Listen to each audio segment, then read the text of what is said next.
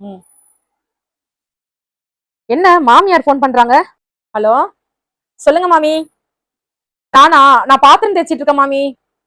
இல்ல மாமி, எனக்கே இங்க வேலை சரியா இருக்கு மாமி. ஹாஸ்பிட்டலுக்குலாம் என்னால கூட்டு போக முடியாது மாமி.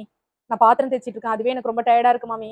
இருங்க இருங்க, நீங்க போனை வைங்க. தண்ணி வேற வேஸ்டா போகுது. கையில வேற சோப்பு தண்ணியா இருக்கு. நான் அப்புறம் பேசுறேன் மாமி. நம்ம காதுல ஏதோ அழுக்கெல்லாம் இருக்கிற மாதிரி இருக்கு. டிராப்ஸ் போட்டு எடுக்கலாமா?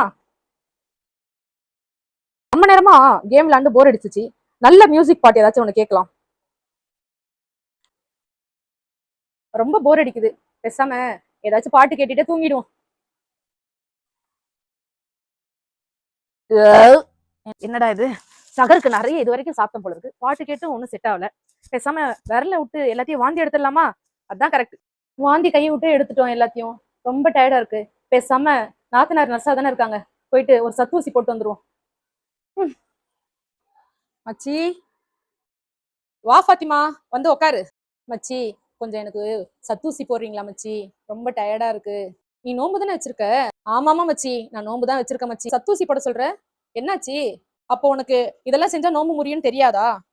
வயிறு முட்டை சகருக்கு சாப்பிட்டனா, அது வந்து இங்க தொண்டையில இருந்துச்சா, அதோட போய் படுத்து தூங்கினா, அதுக்கப்புறம் காது வலிக்குதுன்னு காதுக்கு வர மருந்து ஊத்துனா, எல்லாம் சேர்ந்து ஒரு மாதிரி இருந்துச்சா. சரி என்னடா இப்படி இருக்கு அப்படின்னு சொல்லிட்டு நானே கை விட்டு எல்லாத்தையும் வாந்தி எடுத்துட்டு மச்சி. அதான் எனக்கு டயர்டா இருக்கு. நேரத்துக்கு நோம்பே முறிஞ்சிருக்கும்னு நான் நினைக்கிறேன். நோம்பு முறிஞ்சிருமா? போங்க மச்சி, இதெல்லாம் செஞ்சா நோம்பு முறிஞ்சிரும்னு சொல்றீங்க. உனக்கு தெரியலன்னா நான் சொல்றேன் கேட்டுக்கோ. காதுல வந்து வேணுனே சொட்டு மருந்து விடக்கூடாது. பாட்டு கேட்கறதோ இல்ல டிவி பாக்குறதோ அந்த மாதிரி காரியங்கள் செய்யக்கூடாது. வேணுனே சாப்பிடக்கூடாது. மறதியா சாப்பிடலாம். அது வந்து அல்லாதான் நமக்கு அந்த மறதியை கொடுத்து சாப்பிட வைக்கிறான். வேணுனே சாப்பிடக்கூடாது.